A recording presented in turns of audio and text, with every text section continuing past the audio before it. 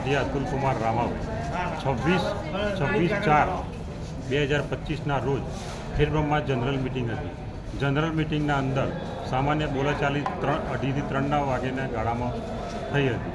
તેમાં રાકેશ ભાટિયા, પછી ધવલ અને જીગર અને સાહિલ, આ 4 જણને લાફાઝાપીમાં માર્યો. તેમાં અમે ઈડર ખાતે આવી ગયા. ઈડર ખાતે આવ્યા પછી એઓ સાંજે 6:30 થી 7ના ગાળામાં 2 ગાડીઓ ભરીને ઈડર આવે અને સરપ્રતાપની પાછળ ગાયત્રી મંદિર પાછળ બાજુમાં તેઓ આવીને ઊભા રહ્યા અને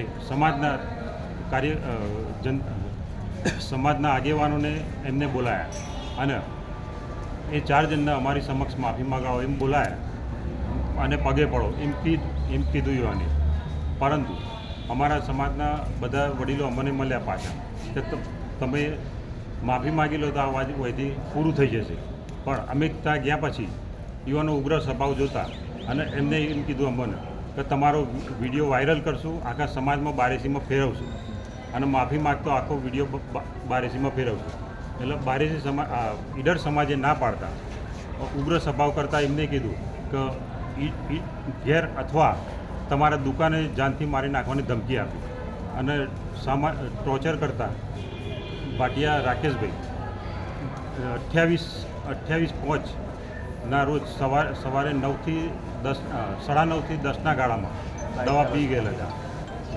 દવા પીધા પછી 10 વાગે ઈડર સિવિલમાં અમે ટ્રીટમેન્ટ માટે લઈ ગયેલા. ટ્રીટમેન્ટ લઈ ગયા પછી એમને ગઢવી સાહેબના રૂબરૂમાં જુબાની આપી હતી કે ઊંચી દલાલવાળાએ મને ધમકીને દબાણ કરીને મારવાની ધમકી આપી છે, તેથી હું એવાના ત્રાસથી દવા પી ગયો છું અને ત્યાંથી અમને રિફિલ હિંમતનગર સિવિલમાં કરેલ.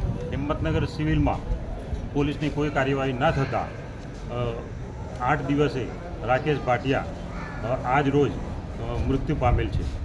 આજે તમારે ધમાલ થઈ એ દિવસે 26 તારીખે, એ દિવસે તમે પોલીસ ફરિયાદ કરી હતી ખરી? હા, એ દિવસે અમે રાતે 26/5 રાતે 1 વાગે 26/4 ના દિવસ રાતે 1 વાગે અમે પોલીસ ફરિયાદ કરેલી હતી.